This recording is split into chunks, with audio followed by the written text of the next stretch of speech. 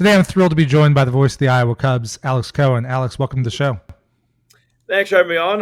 Really appreciate it. Always fun to talk some baseball, especially when the season of baseball is coming with summer and it kind of feels like baseball, and I'm glad to talk about it. And hey, the Cubs are on a win streak, both the Iowa Cubs and Chicago Cubs, so life is good. They are. I mean, it's always fun when the Iowa Cubs and the Chicago Cubs win on the same day, and they've done it on back-to-back days. So it's been a lot of good baseball over the last week or so. Yeah, let's keep that rolling. So, you're new to this show, so you may be new to some of my audience. How did you wind up with the Iowa Cubs? And Yeah, so I've been broadcasting in minor league baseball for 13 years, just kind of going up through the ranks like the players do. I've called games at rookie ball, single A, double A, and triple A with Iowa. So I actually wasn't as much of a linear path for me. I started with the Huntsville Stars, the double A affiliate of the Milwaukee Brewers. So with them for 2 years, and the team got sold. Then I worked in the media relations broadcasting department off air for a year with the Oakland Athletics. That was back in 2014. Realized that I missed having a microphone in front of my face way too much. So then I went back to the broadcasting route and kind of just started from the bottom up. Went to the Australian Baseball League for a year, broadcasting games for the Melbourne Aces in Melbourne, Australia. Came that's cool. back, worked for the Rookie League affiliate for the Kansas City Royals, the Idaho Falls Chuckers for a year, then 2 years with the Bowling Green Hot Rods, single A affiliate for the Tampa Bay Rays, and now 6 years with the Iowa Cubs, AAA affiliate for the Chicago Cubs, and I got the iCubs job in a fairly traditional way. They opened up a position. I knew that they did. I sent in my stuff. About 200 people applied for the position. Wow, The process took about 3 weeks. I got the job Thanksgiving 2017, moved to Des Moines December 14th, 2017, and it was negative 14 degrees. So that was quite the introduction to Des Moines, Iowa, but I've been here for the last 5, almost 6 years, and I've loved every second of it. that's great. Yeah, welcome to Iowa with those temperatures. I Yeah, grew up there, and that's part of they the reason. they say that there's 4 seasons in Iowa. That doesn't seem to be the case. I feel like last week it was 30 degrees and it was 95 yesterday. So Yeah, the weather is one of the reasons I moved to the South, and I like those weather differences. So today we're going to talk about I've heard you on with Greg Huss. We're not going to dig as deep into the prospects as he does. They do great yeah, work on Cubs on Deck, but I want to talk about kind of that life we see, the guys who are just in the bigs or the guys who get sent down for a reset. And I guess given yesterday's transactions with Cody Bellinger being activated and Matt Mervis being sent down, let's start with Mash. sure. So he's a guy who, for background, the Cubs drafted him or did not draft him in 2020. He would have been drafted if it had been a normal draft year. Signed him as an undrafted free agent. Kind of had a probably not that spectacular 2021, but then shot up the ranks last year and got to a point where it really looked like he had nothing left to prove at AAA. Get to the big, struggled, and I think we've seen a lot of that this year. So, talk to me about the difference between AAA and the major leagues and those guys who have a huge amount of success, go up, struggle, and then have to figure things out after that. Well, I mean, you see it really with any position, any player, any situation.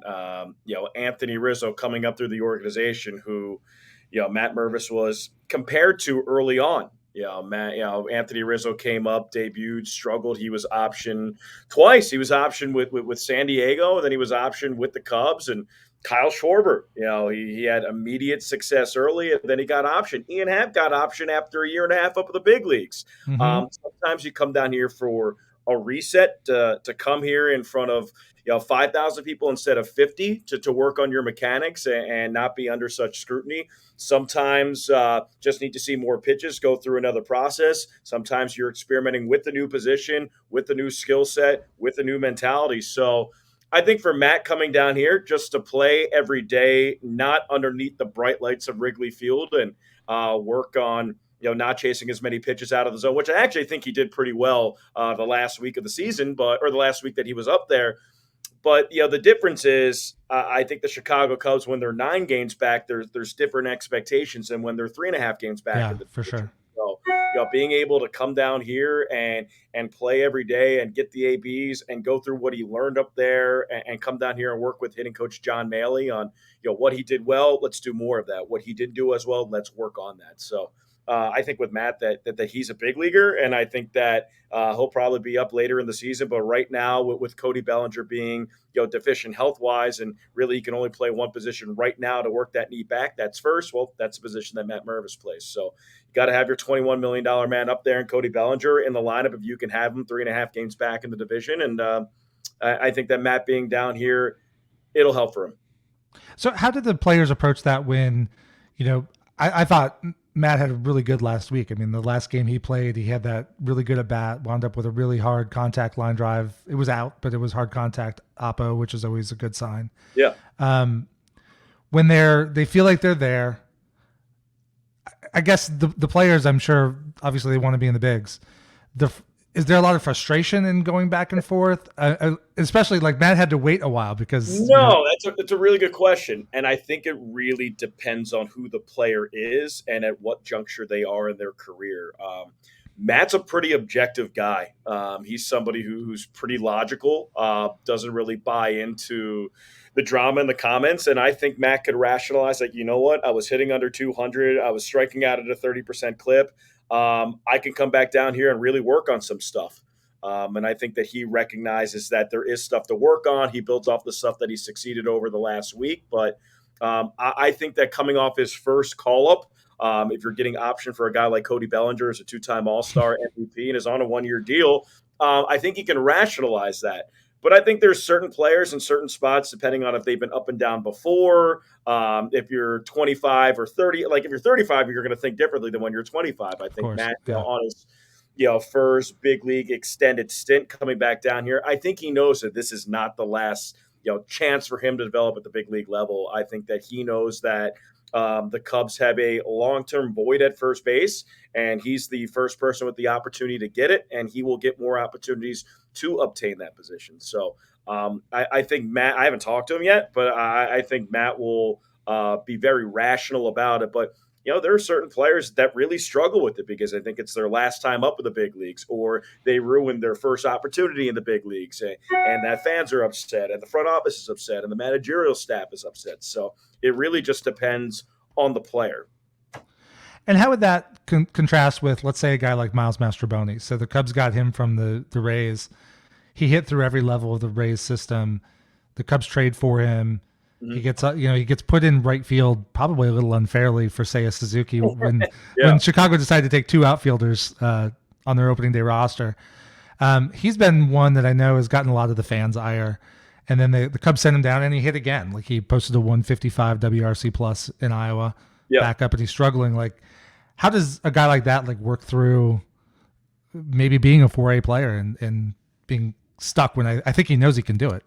I think he knows he can do it. Miles is 28, and the fact is, you make a really good living being a 4A player. A guy with big league experience, and I can't imagine if he gets sent down here, he'll be particularly happy because I talked to Miles. He's very intense, very intelligent guy. He thinks that he can contribute at the big league level, even if he is hitting 200, 220. I mean, the caliber of at bat, the defensive versatility, the on base percentage. I think that Miles thinks that he's a big league player. I do too. But there's just not enough big league teams for all the big league players that are in professional baseball. So if he is a 4A player, if he is going back and forth from the big leagues to AAA, guess what? You can make a pretty good living doing that. So I would call that a successful career from a professional baseball standpoint. No, the majority of the fans don't, but just knowing where Miles came from, a mid-round draft pick with the Rays, and just methodically hit his way up through the organization. I actually had Miles on my 2017 Bowling Green Hot Rods team as a single-A middle infielder. And Miles was always happy, confident, but to say that 6 years later, a mid-round draft pick from 2015 as a fringe big leaguer, I would call that a career success. Yeah, I would too. I don't know if you grew up playing baseball. I played badly in high school. Yeah, exactly. Always wished I was better. And just watching the levels, and I go out and I watch high school baseball around here. We have the White Sox AAA team, get to Wrigley, and I mean the caliber of baseball just leaps at every level. Yeah. So one of the things, we lined this interview up maybe a week or so ago, and a couple nights ago I was listening to Boog and Joe Girardi talk, and they start talking about guys like Christopher Morel being sent down and how you go down sometimes. You rise up through the system, and they were not centering this on Morel, but I'll use him as an example. So he got the bump up from Double A last year, Mm-hmm. and hit the ground running. I mean, what did he get? Reach base 22, 23 straight games when he first Yeah, came up. no, for 3 weeks, and it was a borderline rookie of the year candidate for the first half of the year. Yeah. And then you get sent down, and he was crushing the ball so well at the beginning of the season in Iowa. And Girardi was talking about how sometimes you go down, and maybe you have to work on strikeout rate, or you have to work on laying off certain pitches. But when you're facing inferior pitching, you just get pitches to hit, and you just go and you go and you go and you put up big numbers, and you go back up, and you realize nothing has really changed. Is there a big emphasis on that in Iowa when these guys come back down? Is there a lot of focus on making sure they do the work they're supposed to do, or is that really up to the individual? No, there's an emphasis on that. I think they come down with a plan. For Morel, a lot of it is just confidence based. Come down with a Mm-hmm. smile on your face, and hitting well is contagious. So if that type of hitting, even against semi inferior competition down here, which I don't think it's all that much. I mean, there's location that's probably the major difference between AAA and the big leagues, not stuff, but Christopher Morel sees a 99-mile-per-hour fastball come in, sees 110 off the bat coming out, and hitting 452 feet. He's like, you know what? They throw 99-mile-per-hour fastballs up in the big leagues too, so I can do that. So I think with Morel, it's just confidence breeds production. Somebody here that he came down here, he hit over 300. He was leading all AAA in home runs. You bring him up, and now he's on pace for a 40 home run season as a 24-year-old infielder. So I think specifically for him was just getting at bats, getting back to his confident Christopher Morel self.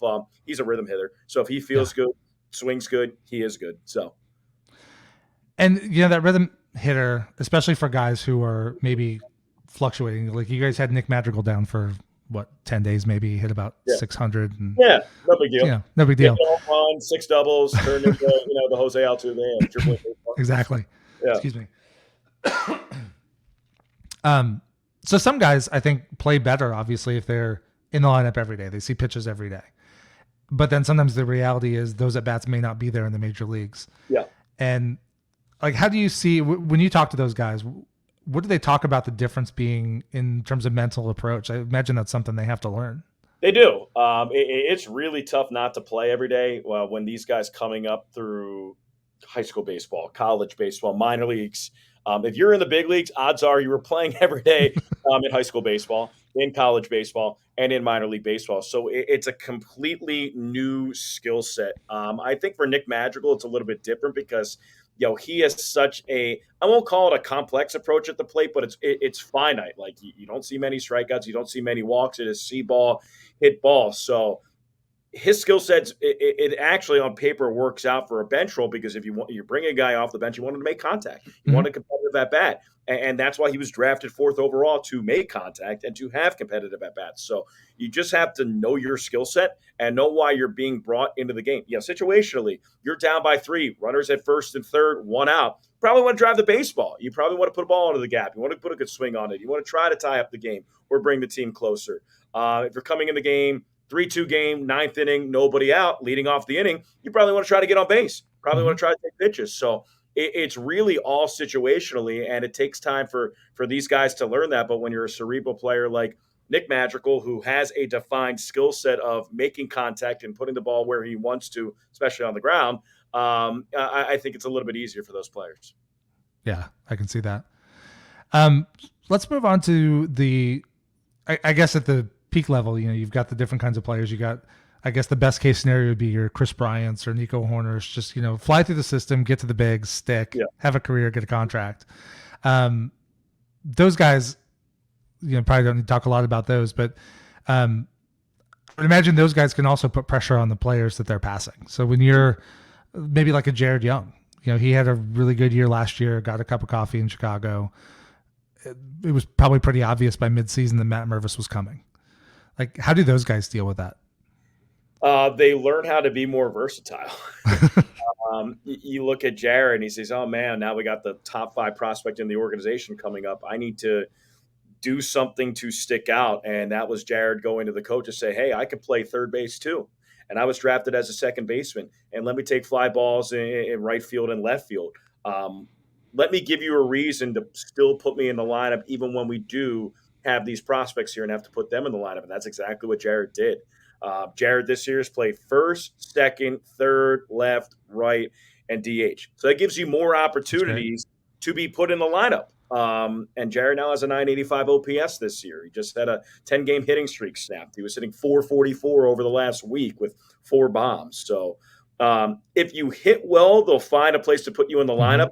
And especially if you go to the coach and say, hey, I want to be more versatile. I know that they have top prospects in the organization at every position in the outfield and first base. So, let me try to find somewhere else to play. And I think third base last year is what he did.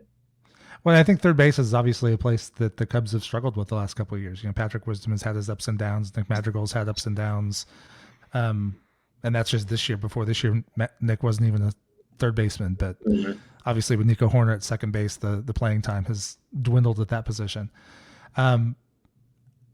Who I know Jake Slaughter's having a good year. Christopher Morel, I think, played a little bit of third base when he was at Iowa, right? Yeah, I mean, he played majority outfield, played a little bit of second, played a game at short. I mean, he also moved around a lot, but yeah, he played some third. Jake Slaughter has played more third since he's left. Jared Young a little bit, David Bodie a little bit as well.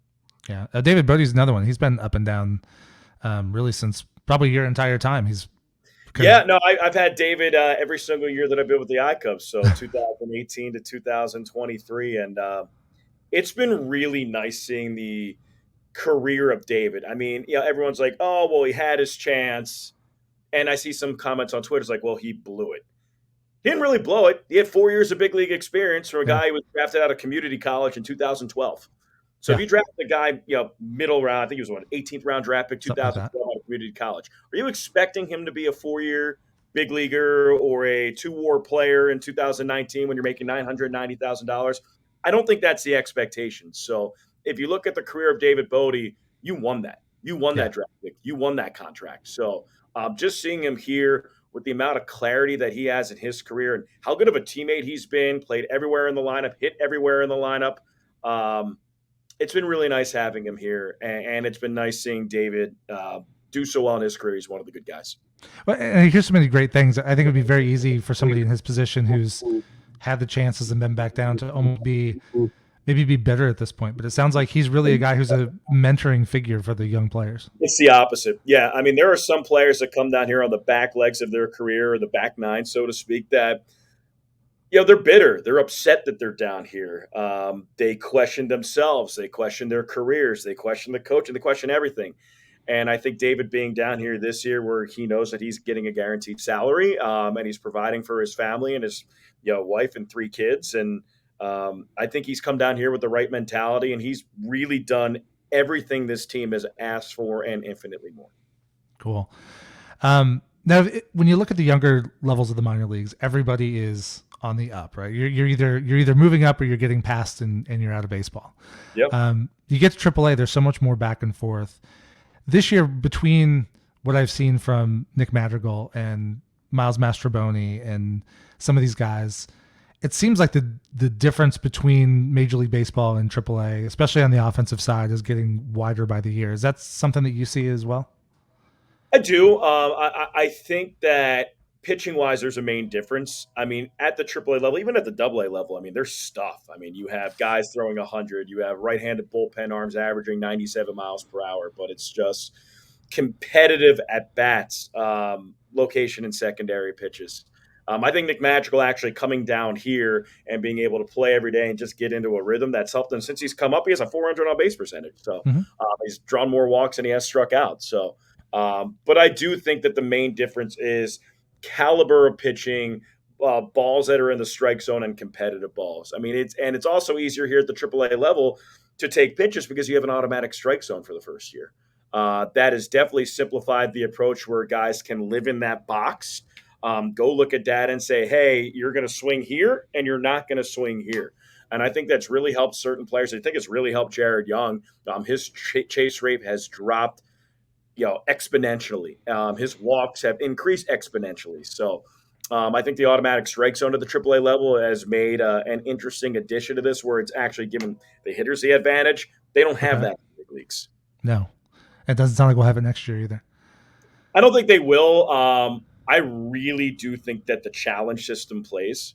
I think that's something that if you talk to every player here, guys that have come down on major league rehab, guys that have had big league experience, consensus, they need to bring that up to the big leagues. Yeah, I mean, I remember a game.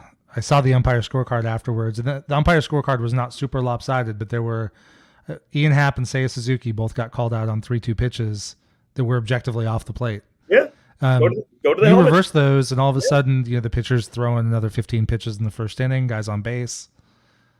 Well, also it's not as much of an indictment on the umpire. I mean, you see, I mean, we had a game this year we saw 365 pitches, Yeah. and you have three challenges from both teams. All right, let's say you do six challenges, four are accepted. That is four wrong calls out of 365 pitches. I mean, that's still what 97%.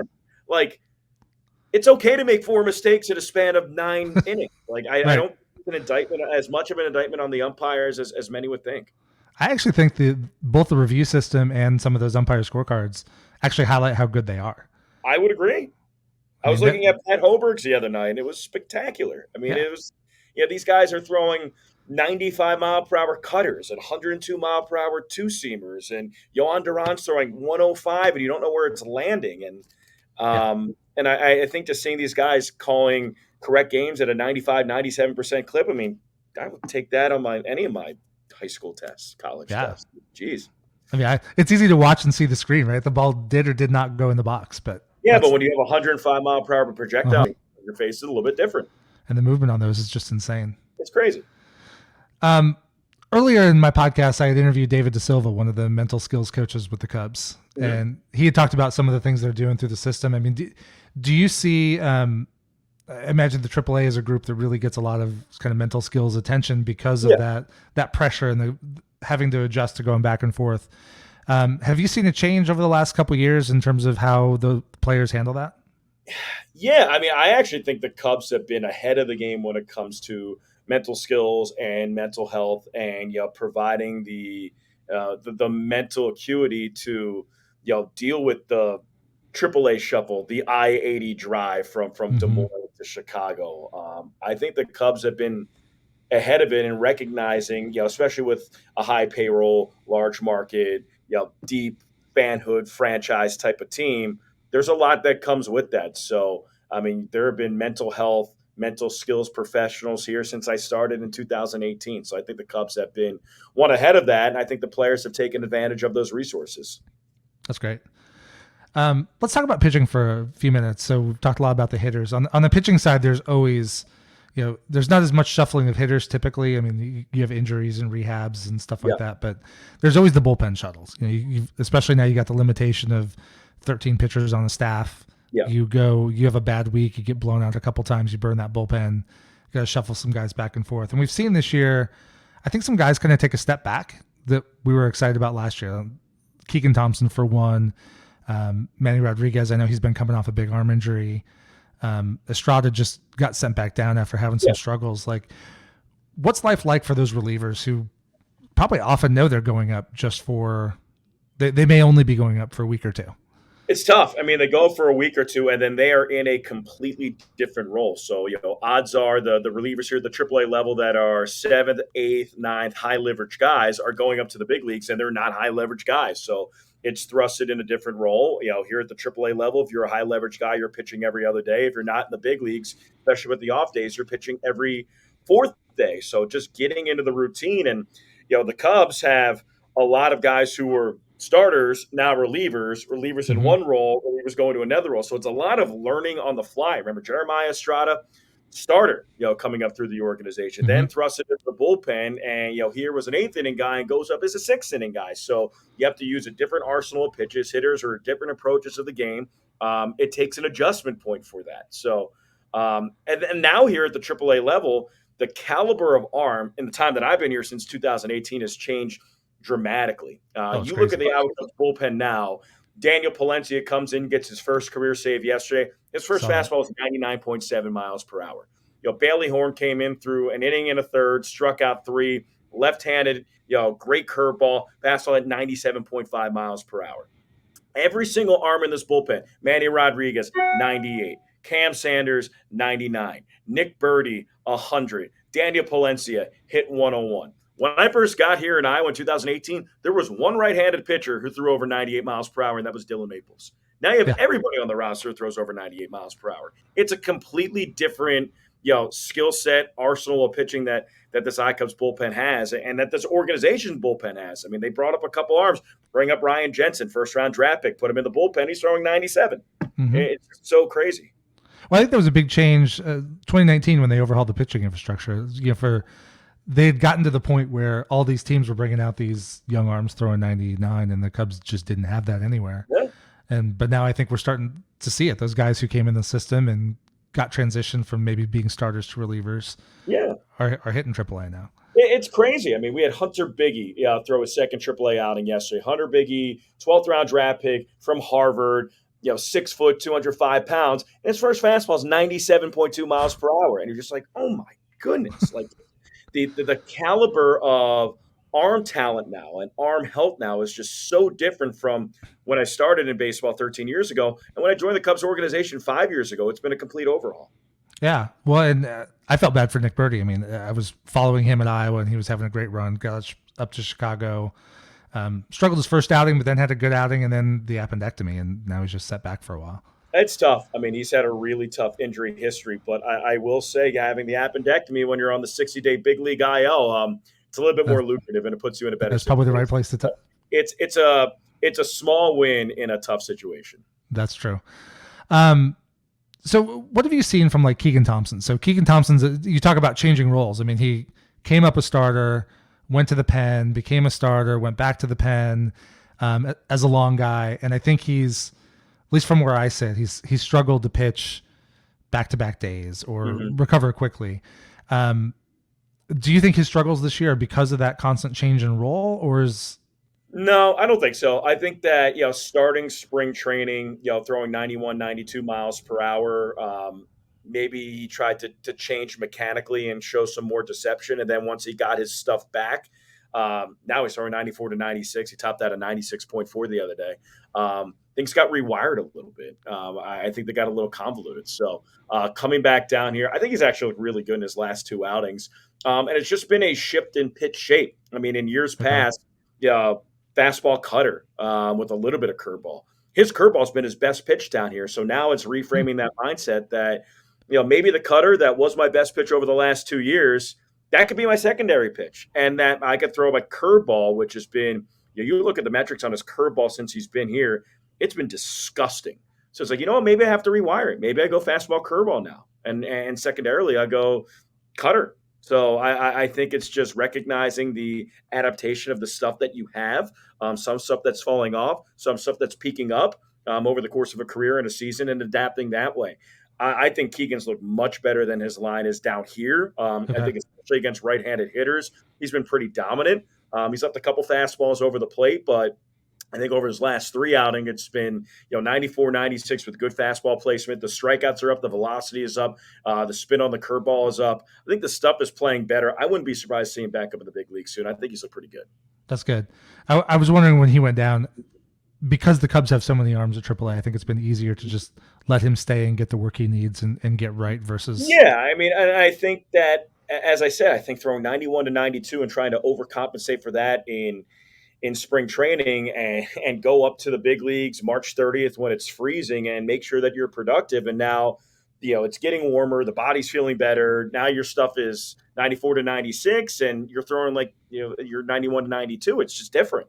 So I think coming here and having a mental reset and being able to talk to Ron Vallone as a 15-year big league veteran, say, hey, man, you're good. I don't care that you gave up 4 runs in your first AAA outing. This says you're good. Let's just work on one thing next outing, work on one thing the outing after that, and a month from now you'll be in the big leagues. I've heard so many good things about Ron Vallone. It's the best. I mean, pitching coaches by nature are a lot of fun. Whether they're career minor leaguers or 15-year big leaguers. He is my favorite pitching coach I've had in 13 years, and there's not a close second. And I think that the players will say that as well. Just to have somebody who has started opening day in the big leagues, has closed games in the big leagues, who's thrown a middle relief in the big leagues, who's gone on the AAA big league 4A shuttle. I mean, he's done it all. So if you're upset about what's going on, if you're confused, that's a really good guy to go to. Yeah. I remember watching him with the Reds, and I would watch him and think this guy's not that good, but he would beat the Cubs all the time. He would beat the Cubs all the time because he's just such a competitor. Yep. I mean, he's just going to go out there and say, you know what? I'm going to throw my best stuff. You hit it, you can rename it. It's like the Rick Wild mentality. Yep. Exactly. Let's talk about Caleb Killian a little bit. So he's a guy that was pretty hyped when the Cubs traded Chris Bryant, and obviously, when you're traded for, you're the return for Chris Bryant along with Canario. Yeah. That adds some extra pressure. You're not just a guy coming up through the system. And then he had that electric fall, and then got his taste last year. Had a pretty good first start, I thought, and then got knocked around a little bit. And this year, he's had a couple looks. I was really impressed. His last start in Chicago, he gave up, 5-6 runs in that first inning. And then he threw second and third, yeah. And then he managed to get into the fourth. I think gave up a couple more in the fourth and got knocked out. But I thought he showed some mental toughness maybe I hadn't seen from him before. Yeah. How's he been back to Iowa? Because he's got to be a frustrated guy. I think that he knows that he has to work on stuff down here. Ever since he's been back down here, he's really limited the walks. I mean, his last outing, which was yesterday, he did walk a couple in the first inning. I think he ended up walking 4, but didn't walk anybody the rest of the game. And prior to that, didn't walk anybody in his last start. He went 6 innings against St. Paul in an outing that they really needed him to go 5 or 6. It was coming off a doubleheader, one that went extra innings. They basically went to Caleb and be like, we need you to give us 5, give us 6. And he gave him 6. So that type of toughness is not something that we've seen from him before. I think that he's a tough guy, but when you have your first sense of failure and you do it in the big leagues last year, like that's tough. Like all throughout his professional career, he was a stud. When he was at Texas Tech, he was a stud. So, having that first taste of failure, having it in the big leagues last year, probably tough on him. It'd be tough on anybody. And then just losing your control a little bit. But here, I mean, he's starting to realize that, like I have good secondaries, need to control them, but when I want 98, I can reach back and throw 98. And that's a powerful tool to have as a pitcher. So I think that he's somebody that factors into the Cubs organization long term. I think with a fastball that tops out at 99, you have some versatility there. If you need a long guy out of the bullpen, if you need to make him an 8th or 9th inning guy, you can go try to do that. I mean, there's a lot more to do when you can throw 99 from the right side than you do throwing 95. So that's for sure. There are still pretty plentiful, and he's still working on stuff. And I think he's come down here with a really good mindset, and he's pitching more like the Caleb Killian who went scoreless in Miami in the second and the third inning. So that's great. How's it been? I know last year Alec Mills was down a lot and coming back from injury, and I don't think he's with the team at the moment, but a guy like that who you probably saw him almost every year that you were with the Cubs until this year. How do guys like that play into helping develop these young pitchers? Really depends on where they are at their career. Alec, when he was down here in 2018, I mean, he was hungry. He was trying to get back up to the big leagues and trying to, make his role as a member of the Cubs. So there was a big competition layer. When he came down here last year, I mean, he was a mentor. He was a guy who had thrown a no-hitter up at the big leagues. He's a guy who has 3 years of big league service time. So when you have that crutch and you have that foundation, it's a lot easier to go to younger pitchers and be like, hey, you know what? I'm Alec Mills. I throw 89 to 92, and I throw a no-hitter up in the big leagues. Like, let's talk about baseball. And the guy's like, you know what? Okay, that's fine. Let's do that. And it's a lot easier to talk to players like that than in 2018 when Alec had made 1 big league appearance with the Royals organization, trying to work his way back up, and other guys on the team are more competition and not as much teammates. That's true. I guess speaking of, I imagine when Kyle Hendricks was down for a month this year, there were a lot of pitchers hanging around him, picking his brain. He was spectacular. I've seen a lot of major league rehabbers come through here with Iowa over the last 5 years and just in general. And for the most part, they're great. He was the best. And that is not hyperbolic. I mean, he was the first one in the clubhouse, playing cards with the players, first guy in the dugout, shaking hands, meeting with the media, doing everything that the media needed, that the organization needed. I mean, he was the perfect rehabber to have down here, with a young pitching staff, with young arms, and he was the best rehabber I've had. It sounds like he and Miguel Amaya really hit it off down there. Well, that was the first thing that he said. I mean, he was just like, this guy's going to be a catcher in the big leagues for a long time. And go figure, 3 weeks later, Kyle Hendricks was a one hitter and Miguel Amaya is the catcher. Well, and Miguel's an interesting case too because he's looked really good in the majors since he's been up, and he went up and came back down. But he's a guy, because of all of his injury history, because of all the missed time. I mean, he hasn't played a full season since 2018. I know there's some question about, is it better for him to be in Chicago because that's where his skill set belongs, or would he be better off being at Iowa and, you know, catching every day, getting that workload and kind of balancing that out? But what did you guys? It's so cool to see him back as a prospect. Like he was like the number one guy, and you forget that he's only 23, 24 He's now. 24. He's 24 years old and a catcher with the experience level of a 21-year-old. And yeah, people forget 2019, number one prospect in the organization, top 50 prospect in all minor league baseball. 2020, when they didn't play, that would have been a huge year for him. Yeah. Probably would have made it up to the big leagues. So just seeing him come back from injury, really improved defensively, framing, throwing. I mean, you come back from an arm injury and you're a catcher, you don't really know what's going to take shape, and everything took shape in a positive way. And you know, I was talking to our manager Marty Peavy about it, and he's obviously former catcher up in the big leagues, former catching coordinator, 40 years of experience. And he said, one, he has changed mentally, a 180 from when he saw him in spring training in 2019 and 2020 in a good way. He's just matured. And he said, like, the Chicago Cubs have a lot of prospects right now. Miguel Amaya is the one who's going to impact the big leagues right now in the best possible way. He was for a catching coordinator, and he's pretty strict when it comes to catching. And I won't say not complimentary, but yeah, he has pretty good standards for catching excellence. He was really impressed with Miguel Amaya. Yeah, he absolutely looks the part. And it's done. It's tough for me to say, oh, he's going to be an all-star in the big leagues. I think he can be an all-star in the big leagues. He carries himself that way for sure. He does, with a smile on his face. He's positive. And when you have Kyle Hendricks, Hayden Wesneski, Justin Steele all saying that they love working with him and they want to work with him for a 24-year-old catcher with 3 weeks of big league experience, that's saying a lot. Yes. Well, he's catching Hendricks today. Yeah. Well, and he was a bit of a wake-up call, and so is Brendan Davis. And here we are almost 40 minutes into a talk about AAA, and we haven't talked about Brendan Davis yet. But because of the way the injuries happened, because those guys came up so fast, so young, it's, I didn't give up on Amaya, but at some point with all the injuries he stacked up, you had to wonder, how's he going to come back? He's going to keep working on it, but we'll see. It's very easy to forget how young these guys actually are. I think Brendan Davis is still the youngest 23, player on right? the Iowa Cubs team, and he's 23. Yeah. Yeah. So like those guys, like what's Brendan Davis fighting through right now? I mean, I know he's got some sort of physical issue now, and we don't have to get into that. But there's a pro and a con to this. Obviously, like you don't want to see a guy go through an injury for the second straight year. But the pro is it's not the same injury. It's not the back. That's good. It's lower body, and they're actually still evaluating it to see what exactly it is. It doesn't appear to be overly serious, especially when you had a very serious back injury last year that he came back about 2 months earlier than most people anticipated.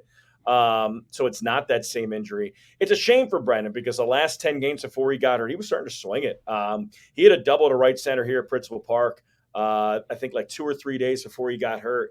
And that was the first time I'm like, all right, like he might be back like that. Like he took a really tough pitch and just roped it. I think it was like 107 off the bat to right center. I'm like, all right, like we're getting somewhere here. Obviously you don't want to miss that time, but it's not a back injury. It's a lower body injury, and something that he can hopefully come back from sooner rather than later as of right now. Okay. Well, hopefully that's the case. He's been fun to watch, so I'd love to see him get back to action just like Amaya has. He's a great kid, man. He's wired right. Yeah. Really, that's all I've ever heard about him. Yeah, he's just wired. What you want a big leaguer and somebody to represent your organization to be, that is Brendan Davis. And it's got to be interesting in that outfield. I mean, they've had so many guys. And now Alexander Canario is coming back from that injury, and he seems to be making good strides at this point. I think he's ahead of schedule as well. Yeah, he's about a month and a half ahead of schedule. Talk about fun to watch. A guy hits 37 home runs last year, and the ball just sounds a little bit different coming off his bat. Just That a had, little bit different. that had to be fun to have him and Mash in the same lineup. And Yeah, I mean, the last month of the year, I mean, they were going back and forth of the Cubs' organizational lead in home runs and almost being minor league baseball's league lead in home runs. So Canario with a home run, Mervis with a home run. Canario hit 3 in Omaha, Mervis hit a home run the next day. So um, that's so much power. One from the right side, one from yep. the left side, and with Canario coming back and Mervis being optioned here, and seeing Pete Crow Armstrong hit grand slams to center field in Birmingham. I mean, there is so much outfield talent in this organization. The fact that Nelson Velasquez is here in the minor leagues, just 24 years old, he screams big leaguer to me. He had a home Yeah. run yesterday. He had 2 doubles and a home run yesterday, and I think the home run might be hovering around like midway right now in Chicago. He hit it so far. So there is so much outfield depth in this organization. They've done a really good job of identifying talent at that position. Well, and that's going to be really interesting to follow because obviously the Cubs just extended Ian Happ. They've got Seiya Suzuki signed for 3 more years after this one. PCA seems like the heir apparent in center field, but who knows? They could potentially re-sign Cody Bellinger. Yeah, you have our Gold Glove center fielder, former MVP, 2-time All-Star, who's really taken the Cubs fan base by storm and playing towards his MVP level, and not the one of 2021 or 2022. Yeah, and I have to imagine that it's been different the last 2 years with the Cubs being out of contention, selling off parts. Mm-hmm. There are more opportunities for guys to come up. Like, I wonder how the mindset's changed this year where some of those spots now are kind of locked up. And if there are deals made at the deadline, maybe some of them get traded off for other pieces or over the offseason. Yeah, I mean, when you're 3.5 back in June in a division that's definitely winnable, your organization trade deadline wise is really trying to figure it out. I mean, it changes day by day. One day you're a buyer. Right now, they're probably buyers. In a week, they could be sellers. I mean, this is a pretty crucial stretch here for the Cubs. And last year you saw players when they were out of contention. Jared Young make his big league debut, and unfortunately, right now it doesn't seem like there's a path for a guy like that who made his big league debut, played for Team Canada in the World Baseball Classic, and is raking down here. There's not really an active path for him to do that up in the big leagues right now because you have those 2 outfielders who are going to play every day that are signed long term. You have Cody Bellinger back. Guess what? He's on a 1-year prove-it deal. He's playing every day. Trey Mancini, experienced player, signed him a 2-year deal. He's playing pretty much every day, especially against left-handed pitching. So then you have Nico Horner, just signed a long-term deal at second. Dansby Swanson, best shortstop in the National League. Where are these guys going to play? Yeah. It's a good problem for the Cubs to have. And I know there's been some frustration with fans with the way some of the bottom half of the rosters performed. Like when Miles hasn't hit and Nick hasn't hit and Patrick Wisdom's had his struggles. But it does seem like the talent is really, I know 2 years ago we were looking saying, well, hey, there's a lot of talent here, but it's at Myrtle Beach and it's at South Bend. And now a lot of it's coming to Iowa. Yeah, now it's up. You have Nelson Velasquez as your AAA starting center fielder, and he comes up to the big leagues and he drives in 6 in a game and he hits a grand slam. I mean, there are guys here right now that you bring them up to the big leagues right now, they can perform at the AA level. Owen Casey, start of his season, Pete Crow Armstrong, his last 3 weeks. They're studs. I mean, this organization has true studs for really the first time since KB, Javi, Rizzo, Schwartz, all them. So, well, another guy I wanted to ask you about was Mike Tauchman. So I looked at his numbers. Not a huge change. He's basically doing in Chicago what he did in Iowa. Yep. And he's not flashy. He's not, obviously he's been in the bigs before. He's been around a long time. But when you look at the fans get excited about Velasquez or Morel or, the big young guys, but Tauchman just goes out there and puts out a good at bat, plays a good solid center field, sometimes spectacular center field. I mean, that catch he made for Hendricks last start was just phenomenal. Well, even 2 nights ago, he had a catch in the gap in left center that capped the comeback. So I mean, you hit the nail on the head. It's just a pro at bat.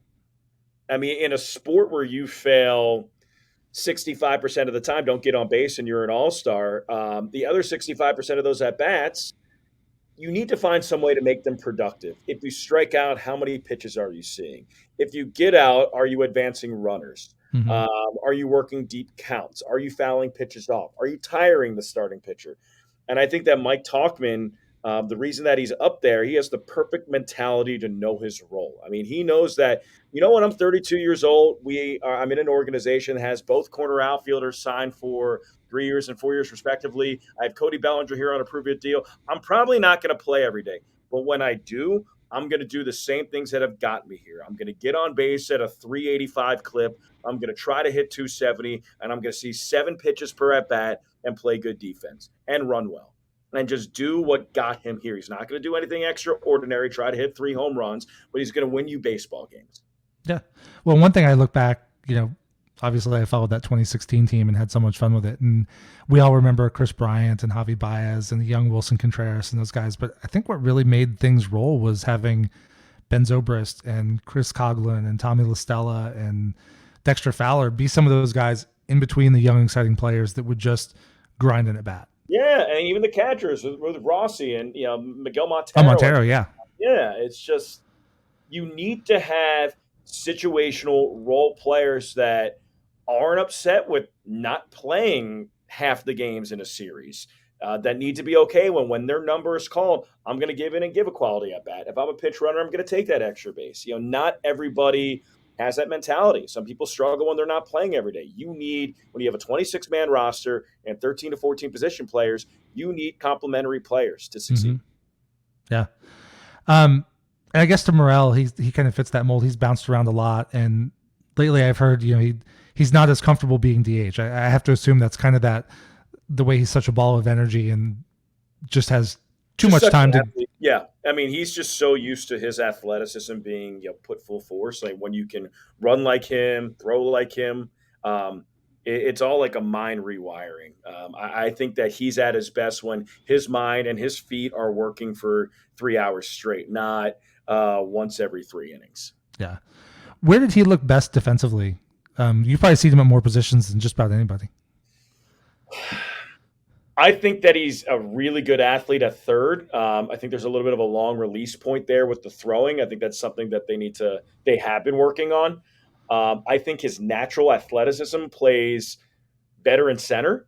Okay. But I think it's something that he had never played center. He never played outfield. He was a second baseman, shortstop, and third baseman for the first 6 years of his professional career. Then you're going to thrust him and play center field up in the big leagues? Like, you need to see routes. You need to see the tilt of the baseball again. Right-handed hitters go this way. Left-handed hitters go this way. You need that experience. So I think when it's all said and done, I think the speed and the arm, if he can track the flight of the baseball and he can start improving his routes, I think his highest ceiling is probably in center.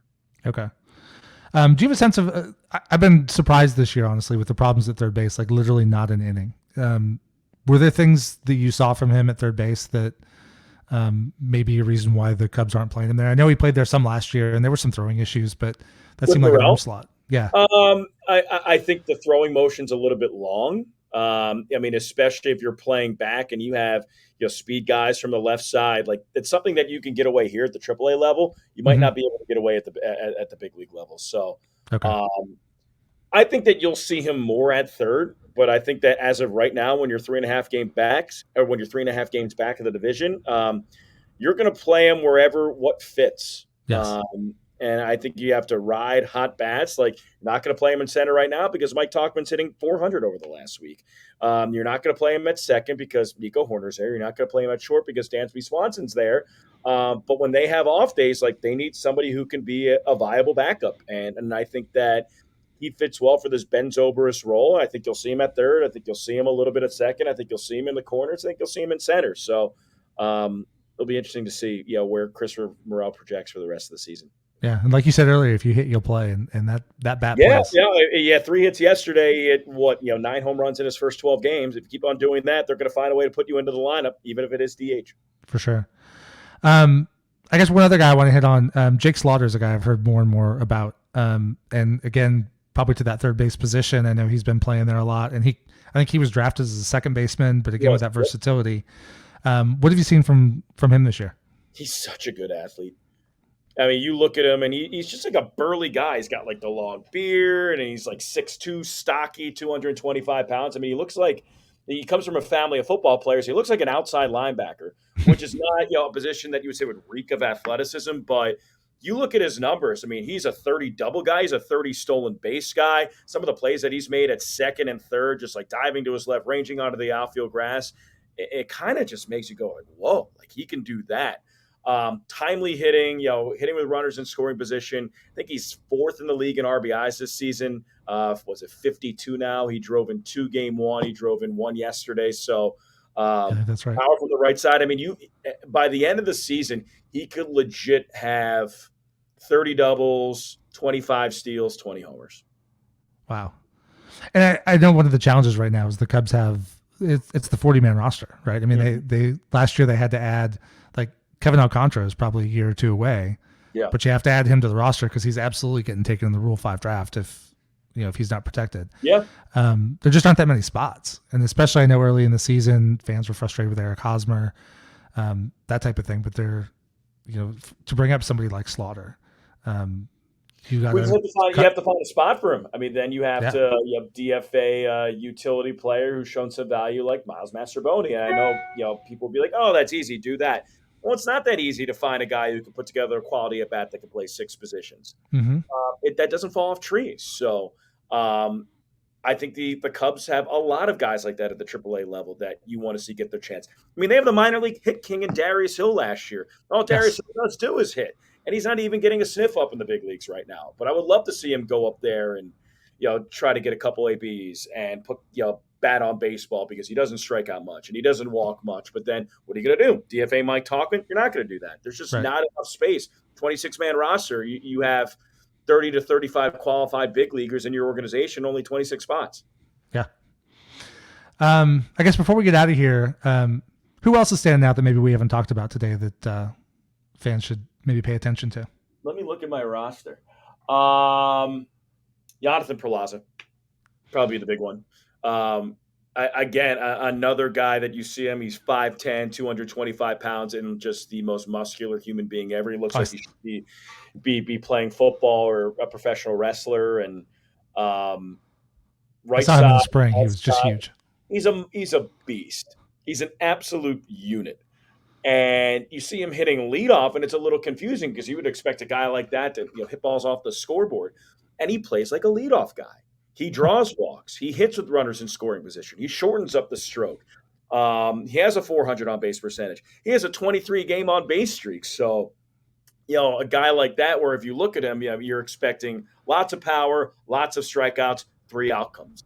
And it's not like that. He leads the team in doubles, second on the team in hits, hitting over 300, just a quality hitter from both sides. And he hits everything hard. His exit velocity over the last month, when it started to heat up, he started to heat up. I mean, you see him hit a double off the left center field wall from the right side at 108. And I saw him the other day hit a ball from the left side, 109. So to be able to do that from both sides and feel comfortable and track pitches that way, and early on in the season, his lefty splits were better again than his righties. Now it's almost even. He's a big league hitter. I wonder where he'll play. I still think he's trying to improve left field, right field. I mean, he was signed as a second baseman, but at some point, got to get hitters in the lineup of the big leagues, and he can hit from both sides. It's a lot of fun to watch, and we didn't even talk about Ben Brown, but I've got a couple of his starts, and that dude's electric. Absolutely electric. His last start, obviously 6 innings, 6 hits, 11 Ks, and he's still trying to figure out going from AA to AAA with the new baseball. Obviously, AA uses the tack ball, and sometimes he moves his grip and his arm slot, but you see him go 6 scoreless and strike out 11. He has 88 strikeouts and 58 in the third innings pitched this year. He's a special. And no walks in that last start. None. No, he's a competitor. He's a special arm. He's a special kid. He's a really, really, really good dude. And he's somebody that you would want to factor into your rotation for a long, long time. They struck gold with that trade. They did. Yeah, I thought they did great last year getting him and Hayden Wesneski. They did, and I'm a big Efros guy too. I mean, Scott. I love Efros. Cubs. I mean, he was one of my favorite Cubs that I've had here in 5 years. But you get a guy who could factor into a rotation for the next 10 years. I mean, that type of stuff is almost irreplaceable. So to have Ben Brown, Hayden Wesneski, even Caleb Killian still Jordan Wicks in Double-A. Cubs rotation is in good shape.